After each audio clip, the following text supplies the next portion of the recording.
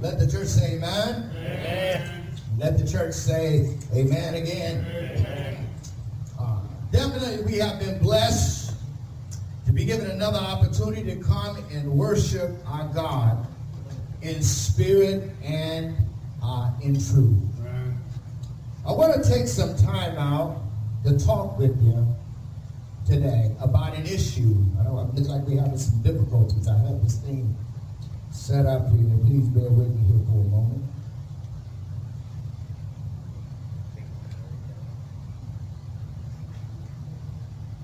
Oh, Lord, no, okay. Give us a moment, y'all. Now, it was on earlier. I don't know what happened. During the break, it was on, so somebody turned it off. So we'll get it back on here. The passage that we are looking at today is in 1 Corinthians chapter 13 and verse number 11. So what are we talking about here? Paul said, when I was a child, I spoke as a child, but there came a time in my life when I turned to things that are related to being mature, is what I'm trying to say, in my spiritual life. But sometimes what happens in life, we're going through life, and we have these different phases that we go through, such as our teen years. Teen years are a very challenging time in your life. You're trying to come into who you are. You're trying to figure out what you're going to do with your life.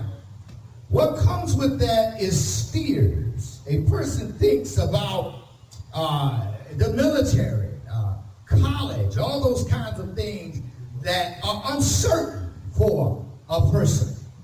And so when we move through the teenage years, then we come to like our 20s, and we start to try to halfway figure out who we are. And we start getting a clue as to what we're going to do with our lives. And so we get on track, but for some of us, that's still not enough time, right? Some of us still don't know what we want to be when we grow up. For some people, that's even in their 30s. Some people come to that point. But when we start hitting the 40s and 50s, we got a pretty good idea of where we're going. But then something else starts to happen around the 40s and 50s in that particular area. The world have a phrase that they coined called the midlife crisis.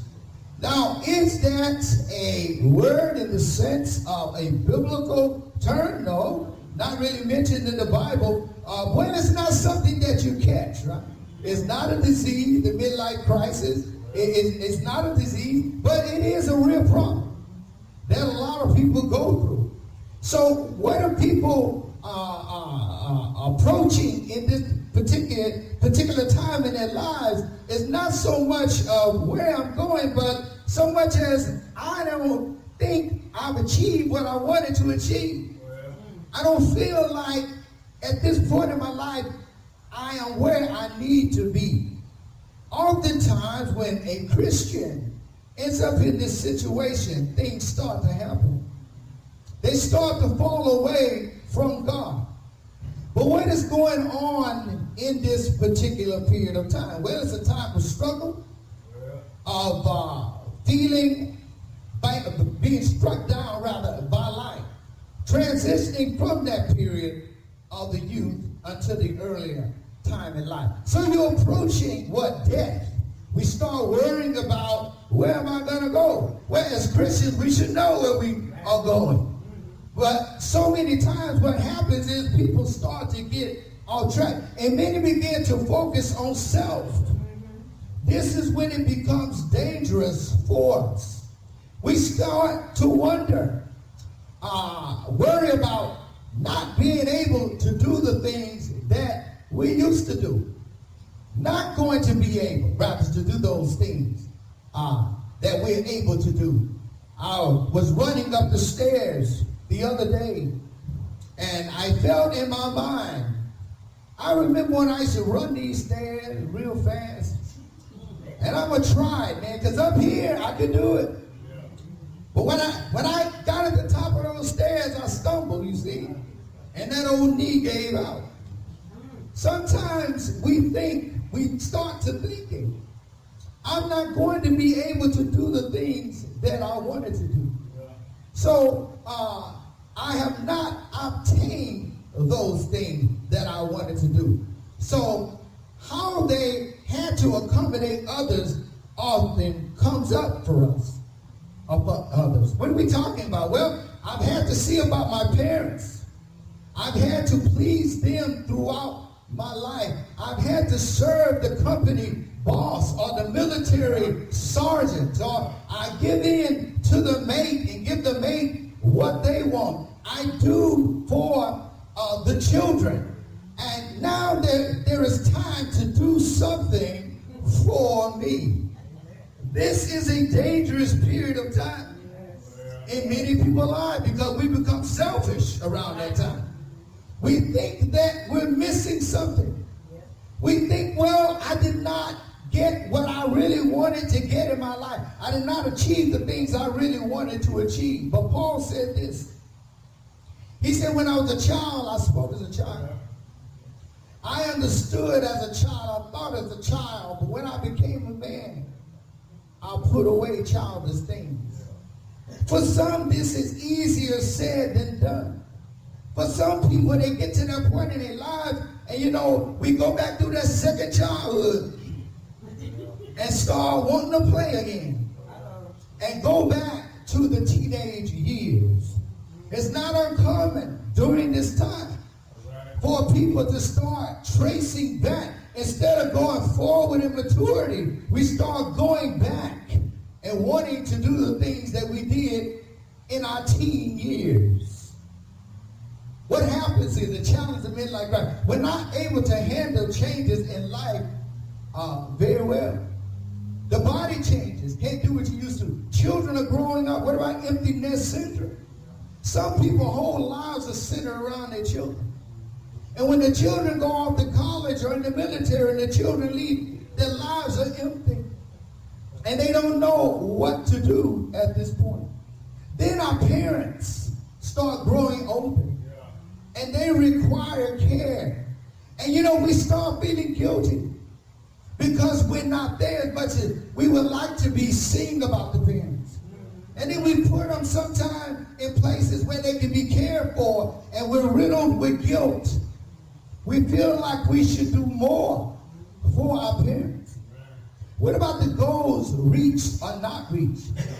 I'm not where I wanted to be by this time. Financially, I'm not there.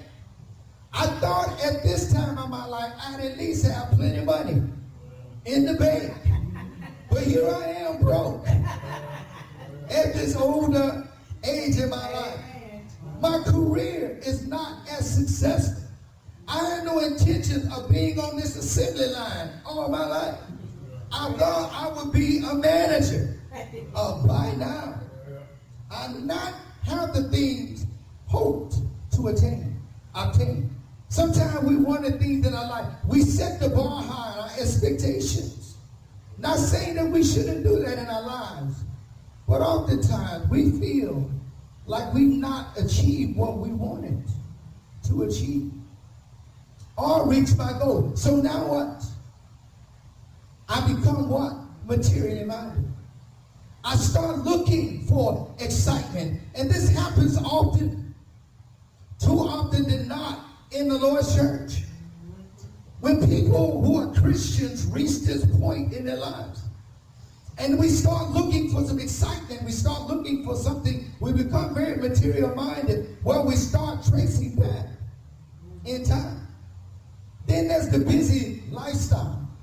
My career is at its peak. I feel overworked. I'm unable to enjoy life and do what I want to do. More demand on my time than ever in my life. Many things may be neglected, especially what?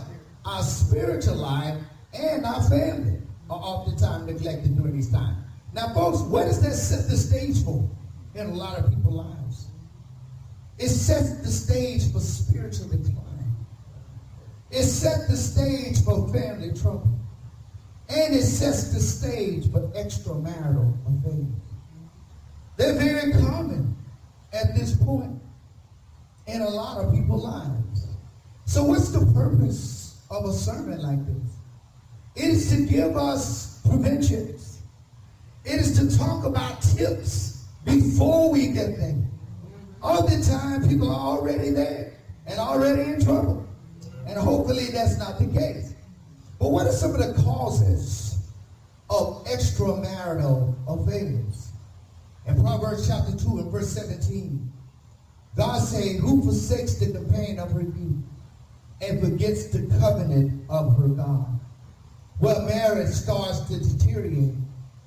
Faith gets what? It starts to get weaker. But what does God say? In Proverbs chapter 5, verse 15 to 19. God said, drink water from your own system and running water from your own well.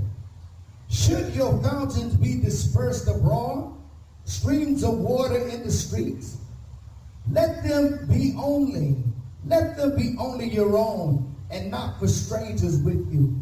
Let your fountain be blessed and rejoice with what? The wife of your what? Of your youth. As a loving deer and a graceful doe, let her breast satisfy you at all times. And always be enraptured with who? Her love. Who forsakes the companion of her youth and forgets the covenant of her God. So what is God saying? When a person starts deviating and they start to become restless and start seeking excitement outside the marriage, God's message is beware. Beware and go back and remember the oath that you made during your wedding vows. But this is something that is very common. But there are two causes at the root typically. For one thing, a faith gets weaker. There's little time for spiritual things. But what does Matthew 6:33 say? Seek ye first the kingdom of God and his righteousness, and all other things, he said, will be added unto you. There's no time for studying as we should. Acts 17:11, the Bereans were more noble-minded than those in Thessalonica, is that they studied daily to see if those things were really so. What about praying? We cease to pray as much as we used to. And so a person starts gradually fading away. Thus, here are the consequences. Material worldling has greater attraction. We start fearing the Lord less. So he starts doing things that he usually wouldn't do. Because what? The fear of God is reducing in his life. So he starts taking risks. He starts doing things, stepping outside the marriage. He's no longer bothered by sin. He's becoming desensitized to that. Easier to do things he knows is wrong. Now, he knows these things are wrong. But what has happened to him, folks? His faith has gotten weaker. Then the marriage deteriorates. In Ephesians chapter 5, verse 28 through 28, Paul makes abundantly clear how a husband is to love his wife. And it is likened to the way that Christ loves the church. And so he's supposed to be willing to even lay down his life for his wife. But he starts to forget that. And the marriage starts to deteriorate. Then they let up. This is a really bad time to do this. But oftentimes people let up on communications. This is the time to really start talking to the wife about what's going on, or talking to the husband. But oftentimes that door is shut. Emotional needs are not being met. People just going through the old humdrum of life. And somewhere along the line, marriage has become boring. And they've gotten in a pattern of doing certain kinds of things. And they don't talk to the spouse and say, hey, I need thus and thus. So they feel their emotional needs are not being met, which opens the door for another. Folks, this happens gradually. It doesn't happen all at once. Now, what about the commitment to the mate? It means less. Focus on self, not mate. A great risk when the opposite sex shows him or her some what? Some attention. And this is a very crucial time, and I'm going to say some more about that in a moment. I'll say some more about this. Watch out for the warnings. Watch out for the signs, because the devil's coming. He's coming. He's going to take advantage of this time. But the person is not bothered by what? Flirting. What does that mean? He starts taking things lightly. And when a girl tells him at work and makes him feel good and compliments him and, oh, you're handsome, and he just starts flirting. And he's just loving this attention. Or she's getting this attention. Right? She's getting this particular attention. So here's the deal. In Hebrews chapter 2 and verse 1, the Bible said, therefore, we must give the more earnest heed to the things which we have heard, lest we what? Drift away. The process is often gradual. It does not happen all at once. This is why the time to start preparing is not later, but now. What else do we see? Danger. What does that equal? Danger. What are we talking about that? Well, it will never happen to me. A lot of people fall by way of this. We would be smart to take heed. 1 Corinthians chapter 10, verse 12. Paul said, therefore, let him who thinks he stands take heed lest he fall. But see, here's what happens a lot of times, folks. People say, well, it's not going to happen to me. Oh, that's not going to happen to me. I'm not going to get bored with my marriage. I'm not going to, all that kind of stuff. And they set themselves up. But if you already know these kinds of temptations are coming, what? We can prepare for them. Keep in mind, you have an adversary. He's always looking for opportunities to cause you to stumble. We cannot afford to take it for granted and feel like that there is no danger in our lives. Faith gets weaker, marriage deteriorates, having a midlife crisis, hard time with transition, right? Somebody shows them attention equals adultery. But does that have to be the case? Absolutely not. So what are the solutions? What are the solutions to prevent such a thing from happening? Work daily building your faith. See, a lot of times people say, well, I'm 30 now. Well, when I get around 40, I'll start working on it. No, you start working on it now. See, we work daily, what? To build our faith. How do we do that? Faith comes by hearing by the word of God. We got to start studying our Bibles more daily. Paul said, pray without ceasing. When those temptations come, that's the time to go to the bathroom from work, close the stall, and pray. Oftentimes, people don't do that. They just leave themselves vulnerable all day long at the job and other places. Do not neglect your marriage. Cleave to your wife. What does the Bible say in Matthew 19, 4 and 6? What does Jesus tell you to do? Leave your mother and father and cleave to your spouse. I want to talk to you about that word, cleave. It implies the idea of being glued to the spouse. That means that if you glued to somebody, you stuck to them at all times. But see, the world will tell you what? Go get your own friend, let her have her friend. You go do your thing, let her do her thing. But that's not what God said. God said, cleave, be glued to the spouse. Take time for each other. Ephesians chapter 5 and verse 16. Paul said that the days are evil, but redeem the time. Redeem the time. Take time out for each other. Have a date night. My wife and I have a date night every week. We go out on a date. You got to keep that date night in there, right?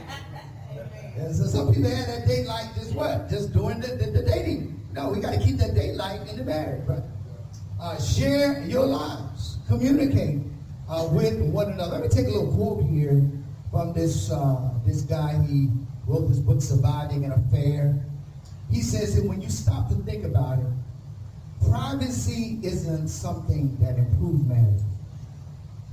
No, it doesn't. It's honesty and openness that improve marriages. In other words, somebody say, hey, let me tell you what I need from you. I don't feel like these needs are being met. But oftentimes people don't talk about these things. At this time, many people clam up.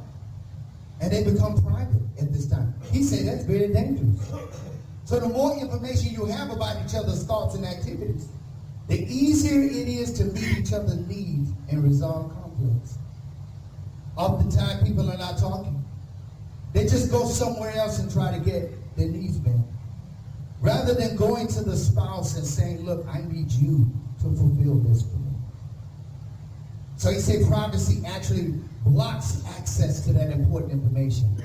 And that ultimately leads to marital affairs.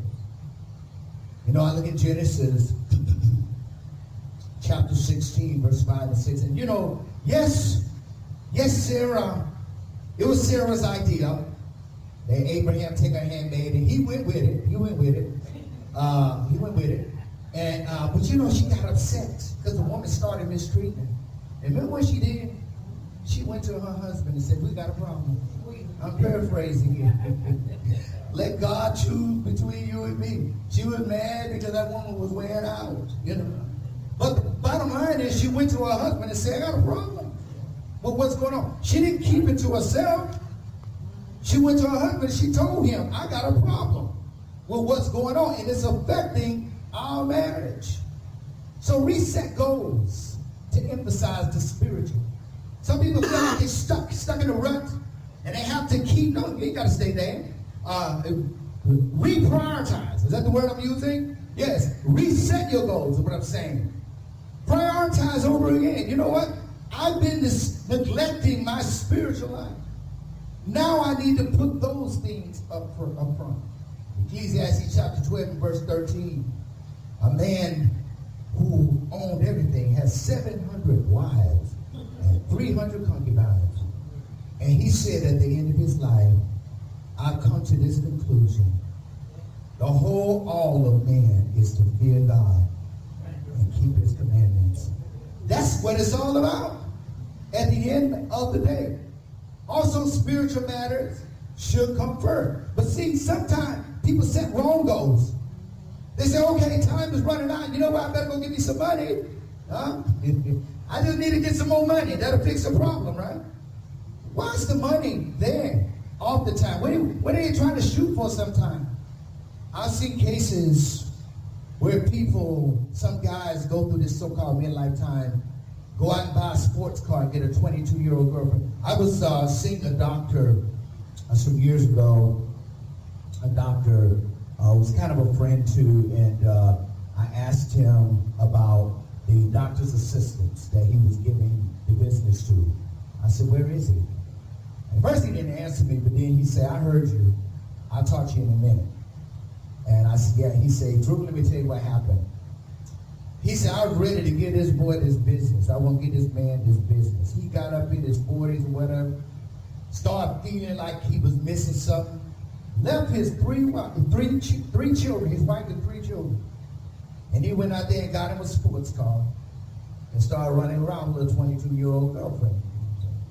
And sometimes that happens. You know, in today's time, you know, women do it.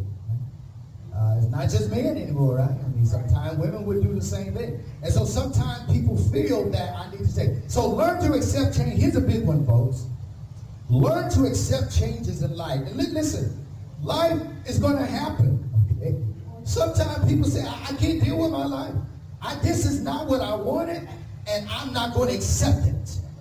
This, okay? Ecclesiastes chapter 12, verse 1 through 6. God said, remember now your Creator in the days of your youth, before the difficult days come and the years draw near, when you say, I have no pleasure in them, while the sun and the moon and the stars are not darkened and the clouds do not return after the rain. In the day when the keepers of the house tremble and the strong men bow down, when the grinders cease because they are few, and those that look through the windows grow dim, when the doors are shut in the streets and the sound of grinding is low, when one rises up at the sound of a bird and all the daughters of music are brought low, Also, they are afraid of height and of terrors in the way. When the almond tree blossoms and the grasshoppers burn and the desire fails, for man goes to his eternal home. Now here's the thing.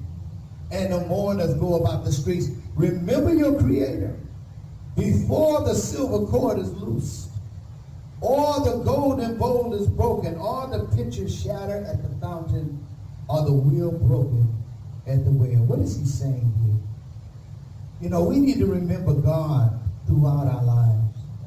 When you set things right during your young years, and you stay with that plan of studying God's word, praying every day, staying plugged in, then when you reach this point, you're ready. But oftentimes people do not. But aging is a part of life. Children growing will happen. Some people feel like, this is my little baby. I just felt like you thought they would never grow up, you know. And then don't they come fast? It comes fast. I mean, I don't have children. People say, my brothers and sisters say that's because you don't have any kids. When I see those nieces and nephews, you just sprouted up. That's it, because you ain't been with that joke all week. Okay? So it looks like they just sprouted up. So grow old gracefully. The immature wants to stay young and do what children do.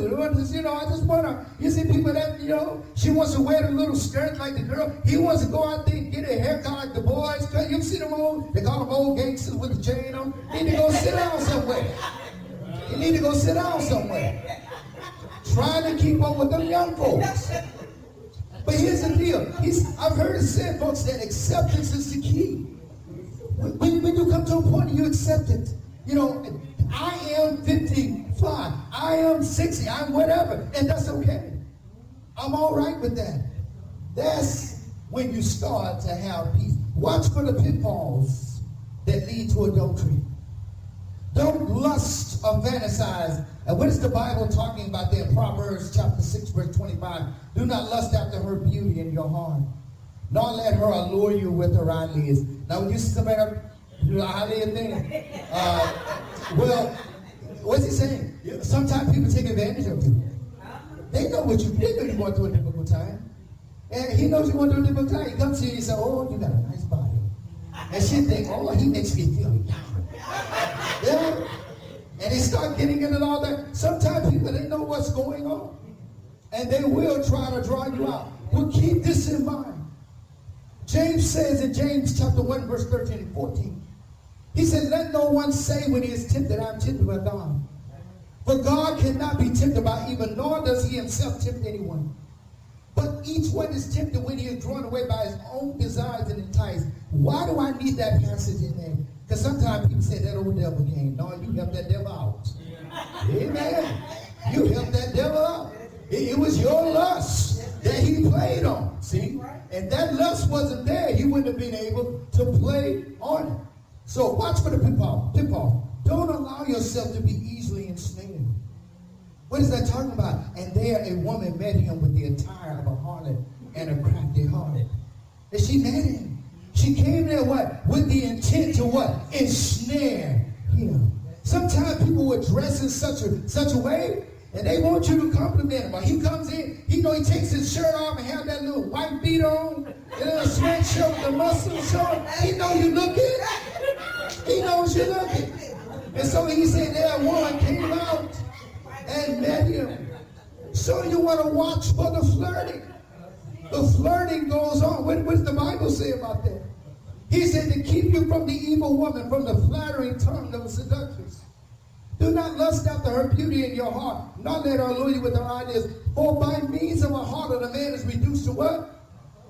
A crust of bread, and the adulterers will pay prey upon his precious life. I tell you something. I've known cases where the woman actually come to the man's house, knocking on his door, trying to talk to his wife. Amen. Or her boyfriend comes, and sometimes people start messing with your family. Start messing with. Anybody see the movie Fatal Attractions? You know what I'm talking about? Sometimes people will mean you harm. It doesn't mean that once they get what they want, they're not going to get hooked. You see what I'm saying here? So he's saying here, he said, with her enticing speech, she caused him to yield. With a flattering lips, she seduced him. Immediately, he went after her as an ox goes to the slaughter, or as a fool to the correction of the stocks, till an arrow struck his liver, as a bird hastens to the snare. He did not know it would cost him his life. Sometimes affairs cost people their lives, folks. Yes, it does. This happens all the time. Just pull up the news. Look at how many people are dying because they're caught up in these affairs. You know, if the disease don't get you, the bullet will, you know. Yeah. Something's going to get you. Something's going to get you. So, and a seducer will lie. If a man wants you, if a woman wants you, they're going to lie to you. They're going to tell you, so I came out to meet you, diligent and to seek your face. And I came here just for you. I popped up here just for you. You know, he knew you were going to be there. But he lies to you. She lies to you. We need to watch out and not play with fire. What are we saying here? What are we saying this afternoon here? That sometimes people start becoming deceived by the devil. And they don't realize anymore that they're playing with fire. They don't realize anymore that things are going to happen their way. He said, remove your way far from her and do not go near the door of her house. She'll open the door for you. He'll leave the door open. They'll meet you. We're going to talk about opportunities in a moment. But the point of the matter is, what are we talking about here? Sometimes people get to playing with fire. But he says, can a man take fire into his bosom and his clothes not be burned? Or can one walk on hot coals and his feet not be seared? So is he who goes into his neighbor's wife. Whoever touches her shall not be innocent. Sometimes people think they can play with fire and not get burned. Let me tell you, it's hard to walk in the cesspool and not get something on your shoe. You understand what I'm saying? Some people think they can hold the fire here and not be burned. I'm going to go over to this woman's house, but it's going to be different for me. I'm not going to get caught. The rest of them were stupid. That's why they got caught. Huh? I'm not going to be stupid like them. I got it all figured out. How I'm going to get in and get out. Hit it and quit it. I'm going to get in and out. But it doesn't happen. Oftentimes, they become ensnared. What else? Folks, listen to me. Opportunity will come. Everybody says, nobody says, well, it ain't going to happen to me. Opportunity. What you going to do with the opportunity? There's difference. That's why we want to prepare each other for this. What are you going to do about it when it happens? She said, for my husband is not at home. He has gone on a long journey. He has taken a bag of money with him, and he will come home on the appointed day. She's saying, my husband is out of town. Now there's an opportunity. Now there is an opportunity for us to get together.